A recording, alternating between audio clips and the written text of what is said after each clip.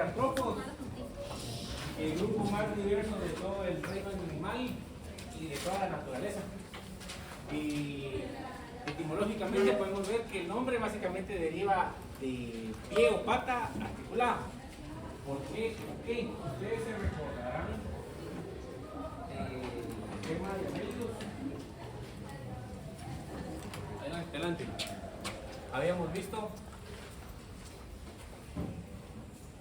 cómo se llamaba cada uno de estos segmentos. Un metámero o un somito, exactamente.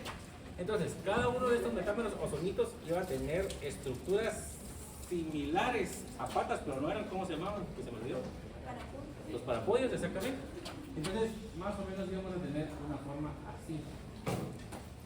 Y dependiendo el grupo o la especie, vamos a ver que eso tenía una función sensorial, algunas veces para anclarse a sustrato o inclusive respiratoria. Pero en el caso de los parapodios, estos se mueven junto a todo el metámero o a todo el somito. No hay una articulación aquí en los parapodios. En el caso de los artrópodos, vamos a ver que en cada una de las patas van a haber artejos o articulaciones para poder movilizar cada parte de cada una de las patas, o inclusive cuando estemos platicando a nivel de antenas, que las antenas básicamente es un par de patas modificadas. ¿Preguntas?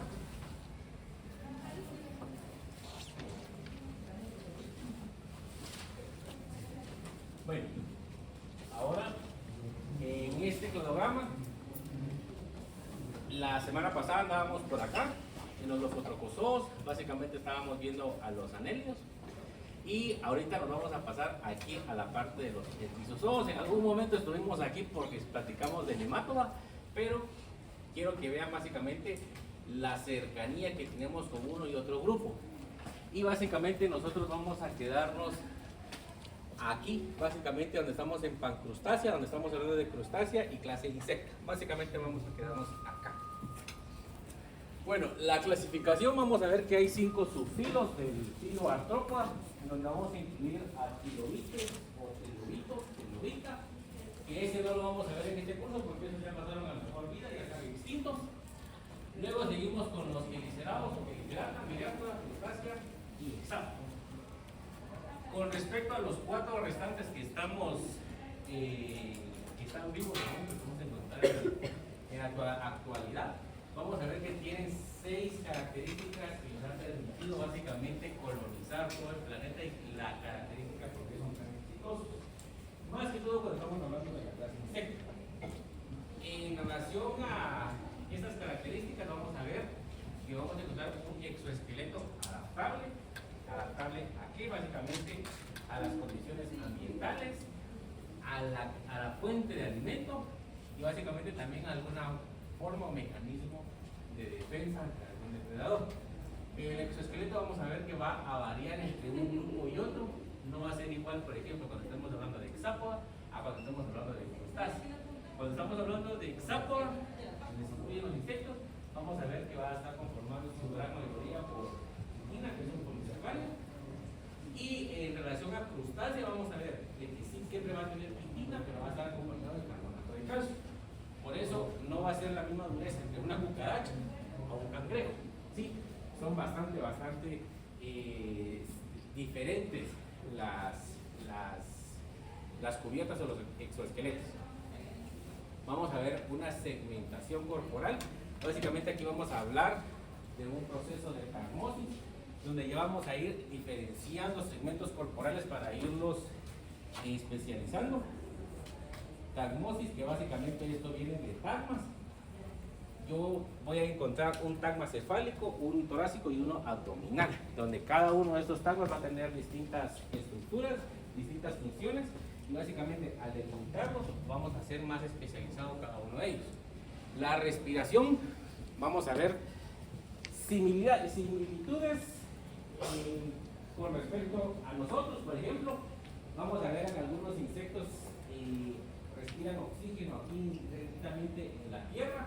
No vamos a encontrar pulmones como tal, sino que vamos a tener alvéolos y algunas traqueolas, que básicamente son conductos que tienen un recubrimiento de quitina que evita que colapsen. Pero también vamos a ver que hay insectos acuáticos que tienen modificaciones para la respiración, Algunos, a pesar de que tienen la vida en el ambiente acuático, siempre salen a la superficie para respirar. Por ejemplo, cuando, no sé si ustedes seguramente han visto zancudos, las pupas básicamente son una forma en forma de coma, y van a ver que en algún momento salen a la superficie, tienen un sifón y es por ahí por donde respiran, ¿sí? Órganos sensoriales sumamente desarrollados, variados en formas, tamaños y colores, lo que ustedes quieran imaginar, aquí lo van a encontrar.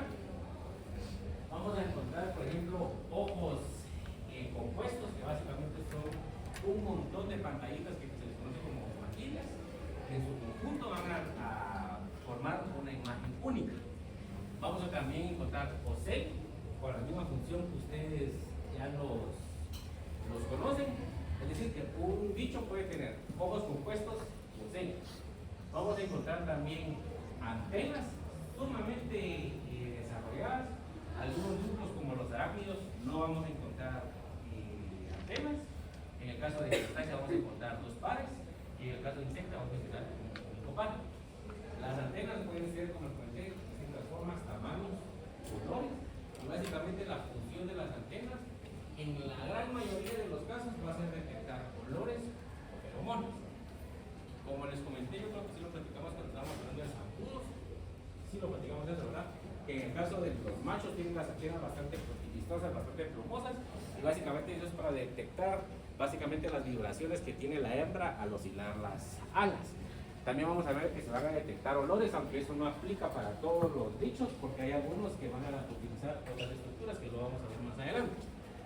Y también vamos a ver que a nivel de las alas también pueden tener ciertas estructuras, ciertos filamentos, también a nivel caudal, a nivel abdominal, que básicamente es para detectar feromonas de sus específicos.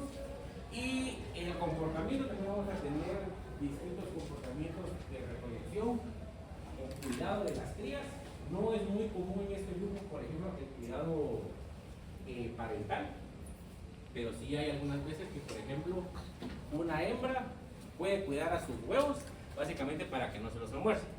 Y este último, importantísimo en el grupo, por ejemplo, cuando estamos hablando de insecta, que no va a haber una competencia intraespecífica. Es decir, adultos y fases juveniles no se van a alimentar de lo mismo, es decir, no hay un choque por los mismos recursos. ¿Cómo así? Platicamos hace ya un par de semanas, por ejemplo, en el caso de Dipilidium, que quién era el vector.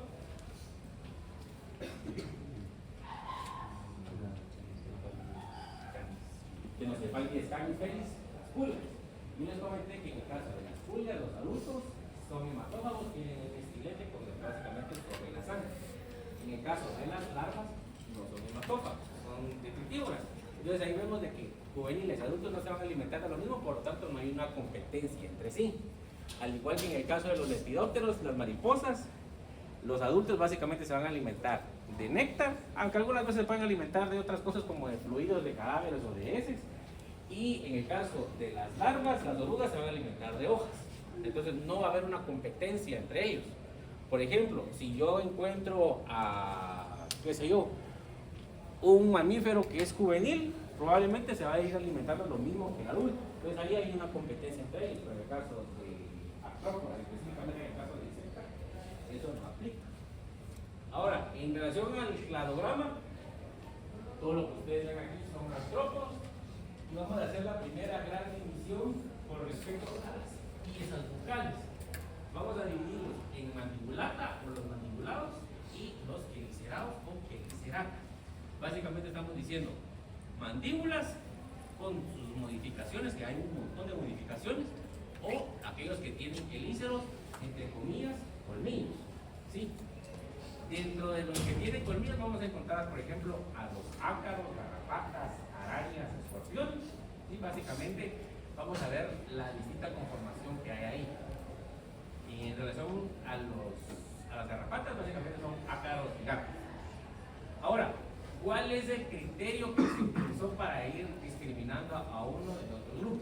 Con respecto a los quelicerados, vamos a ver que hay quelíceros, aquí no hay antenas, básicamente no las necesitan. Vamos a encontrar un tagma que básicamente es uno solo, básicamente es un iliosoma, que van a ver ustedes que es piezas bucales y el resto del cuerpo. En En relación a los mandibulados, vamos a ver que en relación a los miriápodos, 10 pies, 100 pies, vamos a encontrar de que aquí la tagmosis se ha distinguido entre una cabeza y un tronco. Vamos a ver también la pérdida de los ojos compuestos, que esos son más desarrollados en el caso de hexápoda, insectos. Y en relación a pancrustáceos, incluimos a crustáceos y hexápodos, vamos a ver, aquí hay una gran diferenciación. ¿Ustedes cómo hacen para saber que un insecto es un insecto y un arácnido es un arácnido? Eso vamos a verlo ahora. Aunque ustedes crean o no, hay mucho médico veterinario graduado que a las arañas les dice insectos y cosas así. ¿Sí? Entonces, en relación a los crustáceos, básicamente vamos a encontrar dos pares de antenas, ¿sí? Y podemos encontrar inclusive hasta 10 pares. En el caso de insectos, como su mismo nombre lo indica, el prefijo hexa significa 6, no vamos a encontrar más de 6 pares, ¿sí? Algunas veces pueden haber menos, pero en general vamos a encontrar 6 y un único par de antenas, ojos compuestos, ocelli, alas, algunas veces no pueden haber alas, etc. ¿Preguntas por el momento? ¿Todo claro? Ahora. Bueno, ahora hablando de los quelisados o quelicerata, vamos a platicar únicamente de la clase arácnida, melostomata, que son los cangrejos de herradura, no vamos a platicar por cuestiones de tiempo, al igual que pingogónida, que son arañas de mar. Son muchos grupos y si no, básicamente tenemos practicando todo un semestre de artrópodos y ustedes no están estudiando para ser ni entomólogos ni especialistas en artrópodos.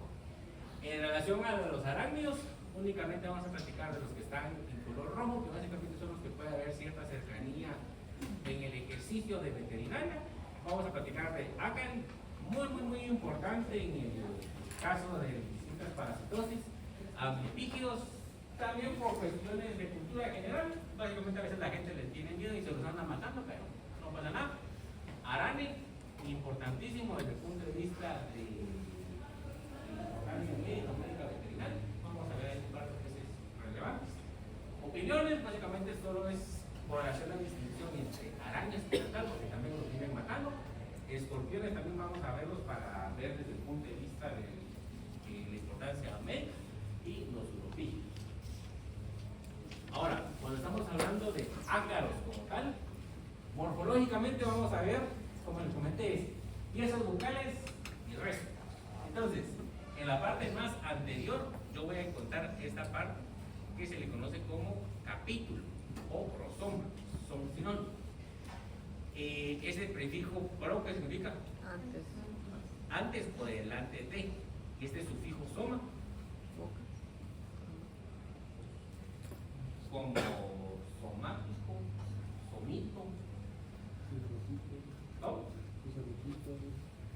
No, básicamente, cuando estoy hablando de soma es el cuerpo, ¿sí? Entonces, antes de el cuerpo. Entonces, básicamente es piezas bucales y el resto es cuerpo. Entonces, prosoma significa todo lo que está antes del cuerpo. A nivel del capítulo, a nivel del prosoma, yo voy a encontrar estas tres estructuras, que dependiendo el grupo, dependiendo el género, el orden, o inclusive dependiendo el sexo del animal que está hablando, eso va a variar. En el caso de los quelíceros o los colmillos, básicamente van a tener distinta función. Por ejemplo, en el caso de ácari como tal, vamos a ver de que la función de estos básicamente es romper o cortar la piel de los perennes. En el caso de arañas, eso es otro orden, vamos a ver que básicamente es para inocular un veneno. En el caso de ácari, como les comenté, básicamente es para cortar la piel y después van a introducir su hipostoma. El hipostoma básicamente es una estructura aserrada que tiene como función anclarse a los tejidos de los perennes. Pero previamente, antes de realizar el corte y de anclarse, por ejemplo, una garrapata, va a utilizar sus pedipalpos, que básicamente, hagan de cuenta que son como unos pequeños dedos con los que ellos pueden detectar dónde hay un vaso sanguíneo que les parezca chilerón. Lo detectaron, cortan con los quelíceros y luego se anclan con el hipostoma.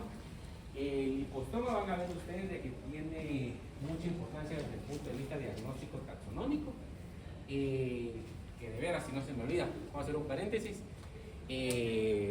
Aquí tienen perros y gatos.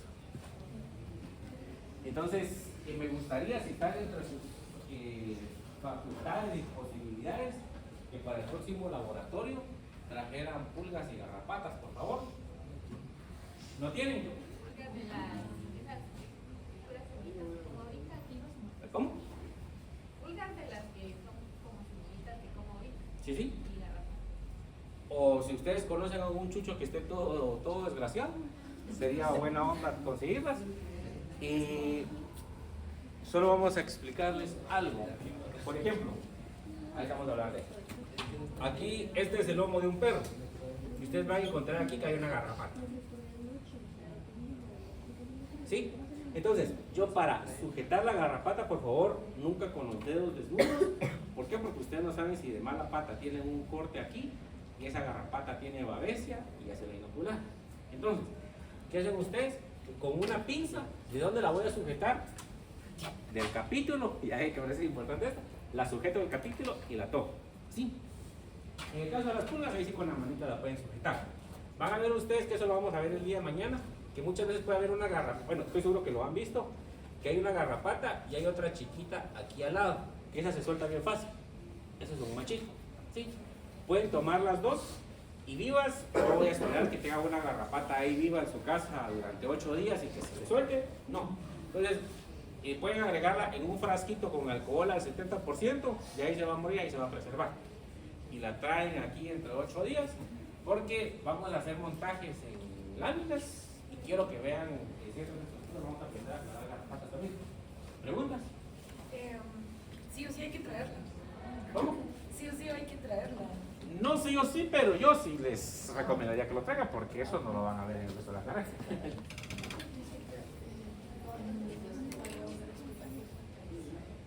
Pulgas o garrapatas. O inclusive, yo no soy yo quien para juzgarlos, pero si tienen piojos, quítense su piojo. Inclusive, tampoco estoy diciendo nada, ojo, no estoy juzgando, pero si de repente hay ladillas, enhorabuena muchachos, porque no tenemos.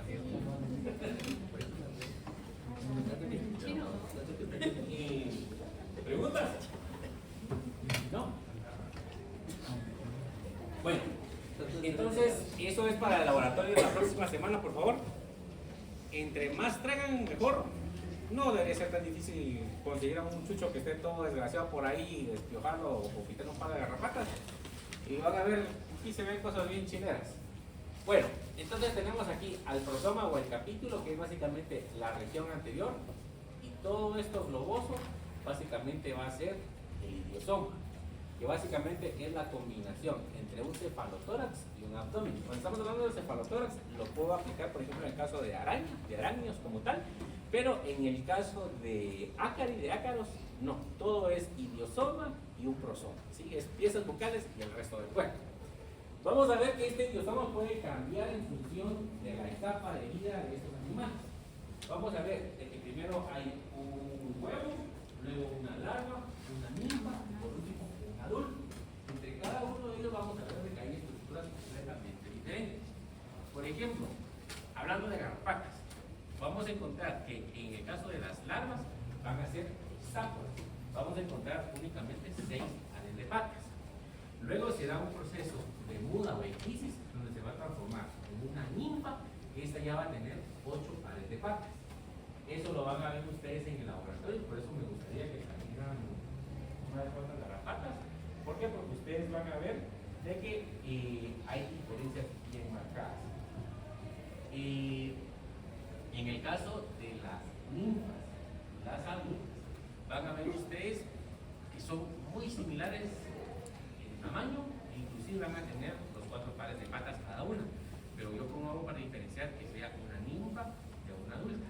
En el caso de las adultas, ustedes van a encontrar la placa genital. En el caso de las ninfas, no. Básicamente no van a encontrar nada de eso.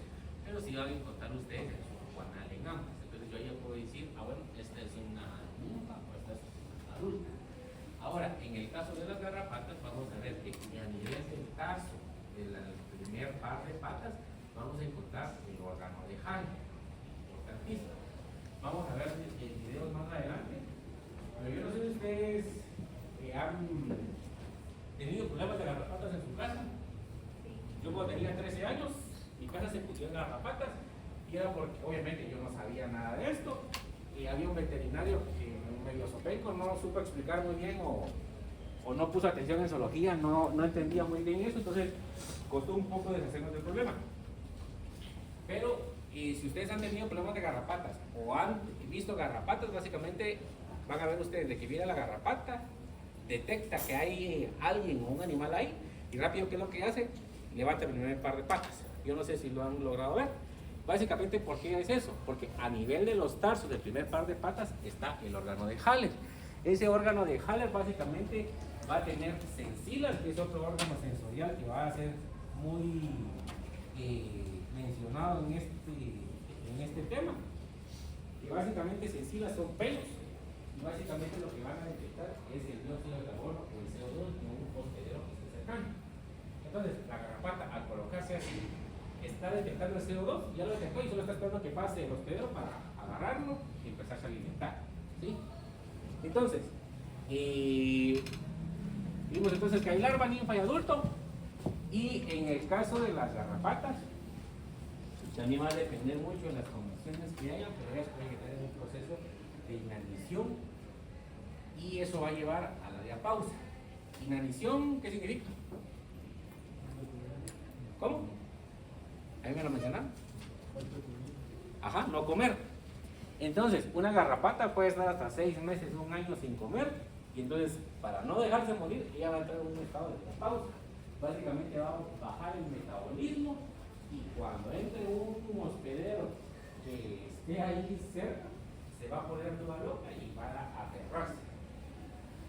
Eso pasa, por ejemplo, si ustedes van a Pan o a la Antigua, van a un hostal donde llegue mucho hippie, no lo limpien mucho, y de mala pata no es muy concurrido el lugar. Y también pasa con las chinches, si ustedes llegan de una habitación donde no había mucha gente, ustedes llegan, se ponen todos locos los bichos porque dicen, ahorita es cuando, ¿sí? Entonces, inclusive si hay un lugar donde hay pulgas que estuvieron en diapausa y entra un perro ahorita con ustedes, van a ver que se van a ver un montón de cositas saltando ahí porque se ponen todas locas porque estuvieron en diapausa, tienen hambre y dicen, ahora es cuando. ¿Preguntas? Órale. Doctor, ¿ellas se reproducen en clima cálido? Son animales de ambientes tropicales.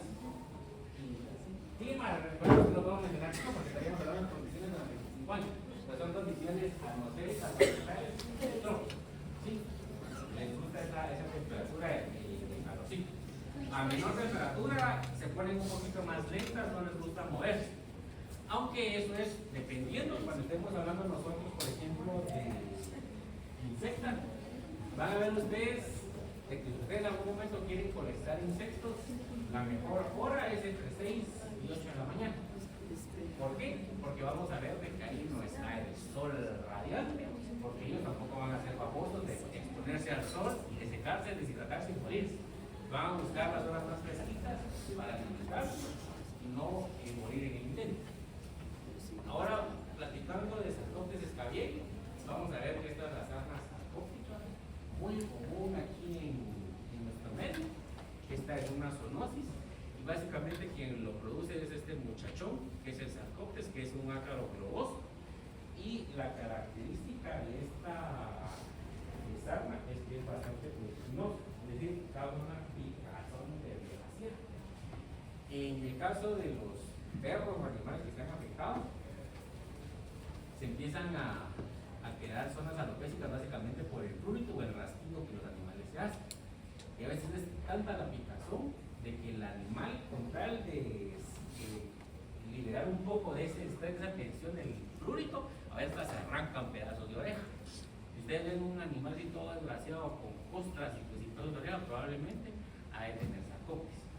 El ciclo, vamos a ver que es relativamente sencillo.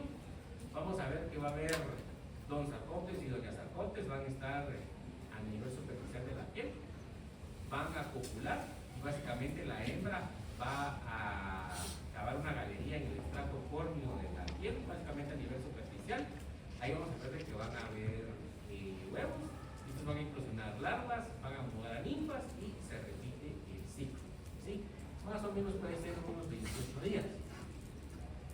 Les mí me gusta comentarles cosas que me pasan porque pasan. Fíjense que cuando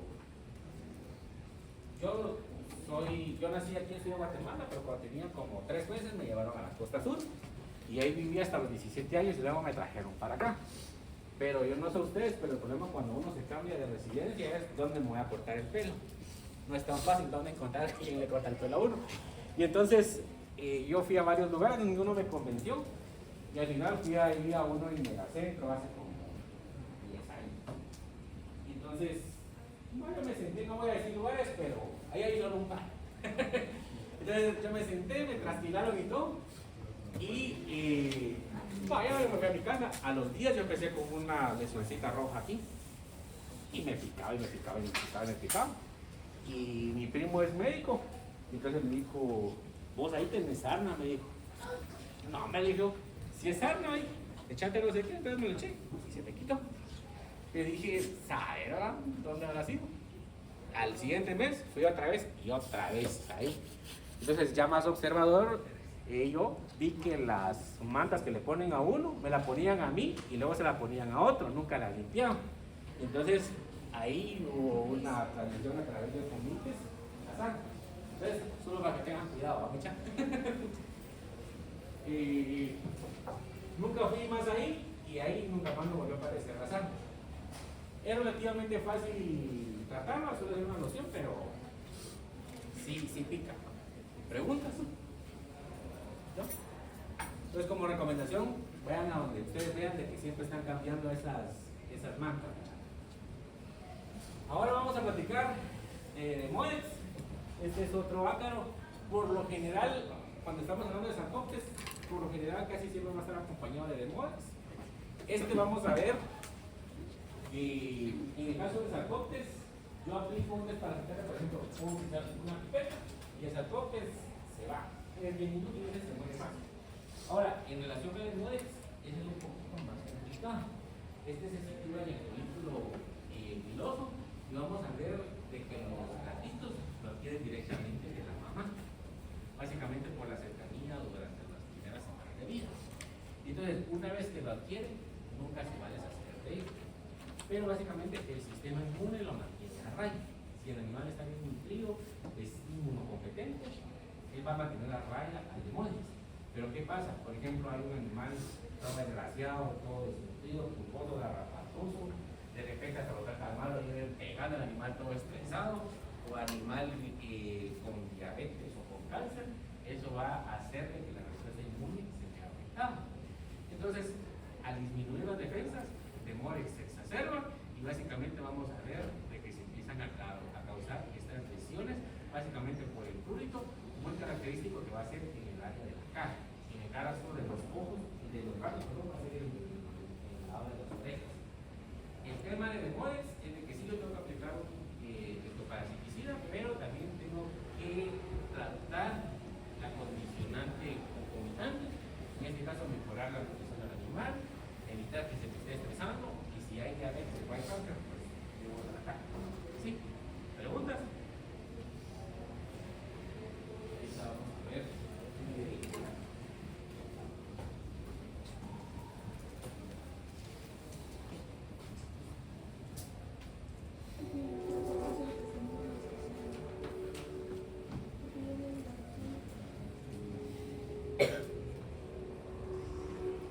Hey, you got something on your face. Well, more like living in your face.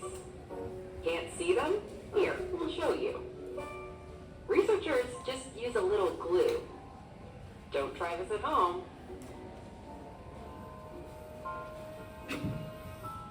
When that thin layer of skin comes off, it takes some tiny hair follicles, that barely visible peach fuzz, with it. Those follicles that came out look like a miniature forest. And inside some of them, that's a face mite.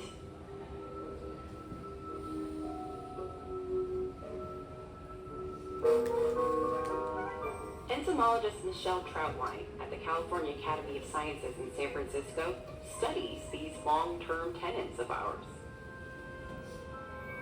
They've got 8 little legs because they're actually arachnids related to ticks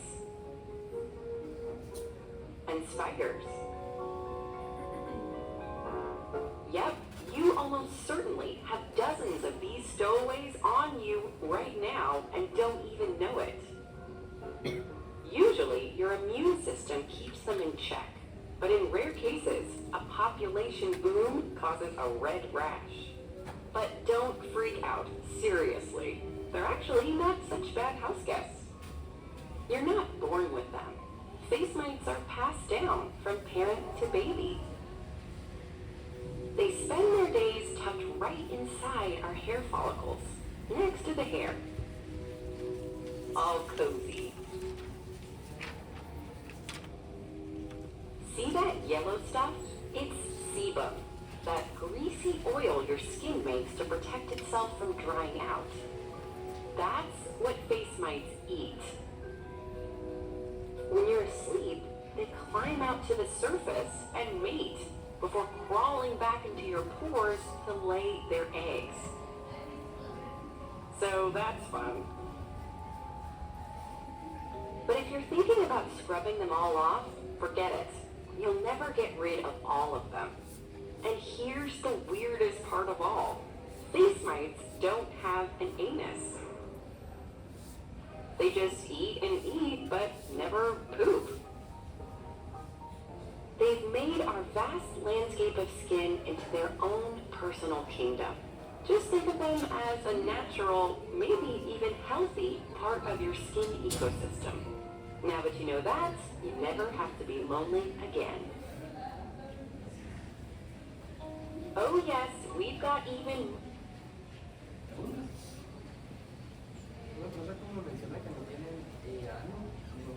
Se alimentan hasta cierto punto que llegan a tener madurez, se aparean y mueren. Como hay muchos animales, no recuerdo si lo vamos a ver, pero hay, por ejemplo, hay unos animales, yo no sé si los han escuchado, que se llaman himerópteros, que son unos insectos que habitan en los ríos. Son voladores, vuelan bastante rápido y son bonitos, tienen alas bien vistosas y tienen unos filamentos caudales. Ellos tienen la característica que pueden vivir hasta 5 años en el agua, pero una vez mudan y salen al ambiente, viven como 48 horas, 3 días, solo es para reproducirse. Cuando son adultos salen sin piezas bucales porque básicamente no se van a alimentar, solo van a ir a reproducirse y ya. ¿Sí? Entonces hay distintas estrategias en este grupo que son interesantes.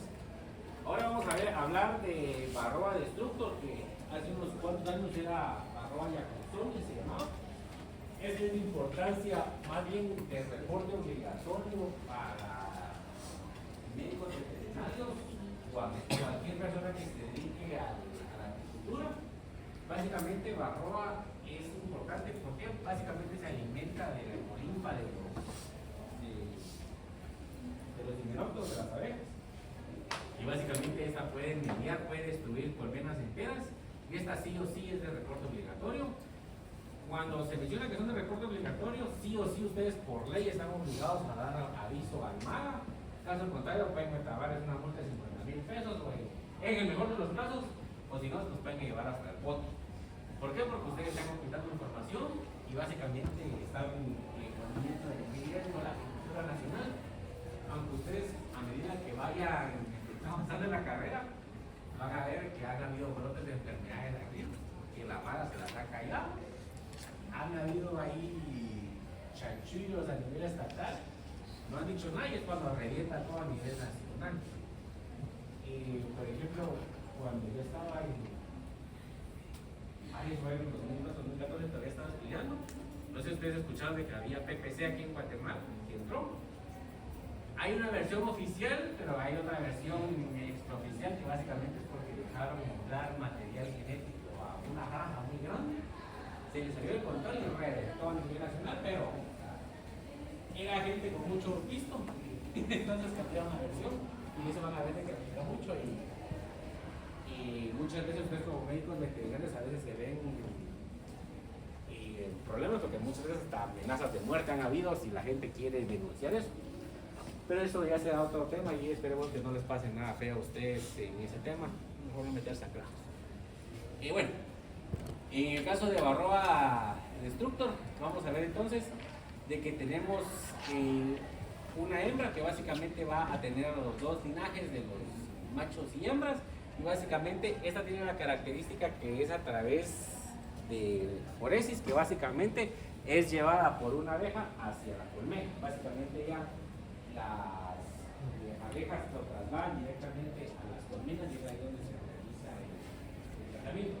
El tema con estos es de que básicamente como la apicultura es muy protegida a nivel nacional, un paréntesis, ¿ustedes saben cuáles son los únicos alimentos o productos de origen animal que exporta Guatemala, por ejemplo, a la Unión Europea? Miel y camarón.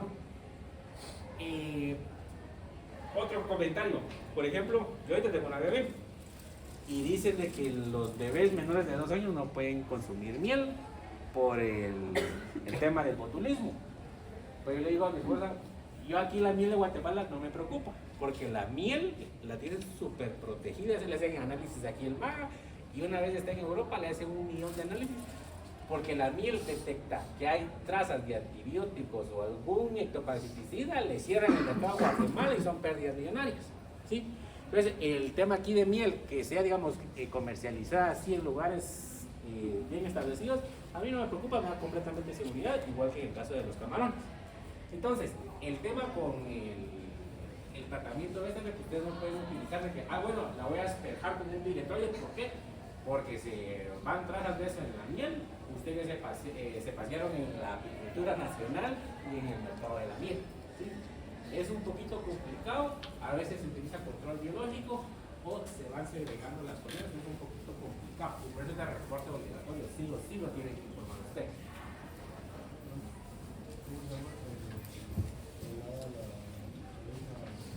Por eso.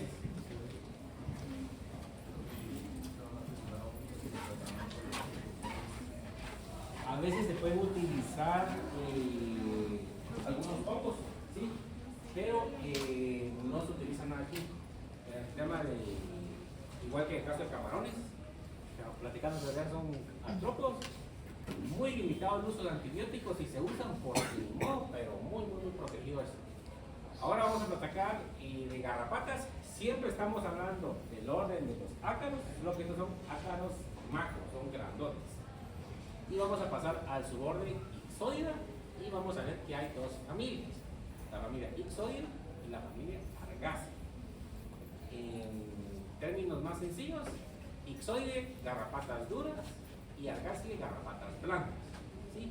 En el caso de las Argácea van a ver ustedes de que parecen como una pasa, son sumamente suavecitas, y en el caso de Ixoide vamos a ver de que hay un escudo quitinoso en mayor o menor grado de desarrollo en función del género que estamos practicando, pero básicamente son garrapatas muy duras. Si ustedes han visto alguna garrapata y la intentan apachar, arrojen esas desgraciadas porque son bastante duras. Ya son las 8, ¿no?